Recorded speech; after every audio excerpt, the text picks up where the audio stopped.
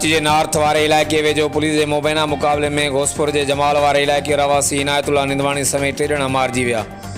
Karachi police के मुबैना police मुक़ाबले में पुलिस मूजिब मारिजी वियलनि में इनायतुल्ला निंदवानी, गुलाम मुस्तफ़ा उर्फ़ दिलबर सब्ज़ोई, जावेद बुगटी शामिल आहिनि। जॾहिं त पुलिस पारां पंहिंजे बयान में 2 जवाबदार फ़रार थी वञण जी पिणु दावा कई वई आहे।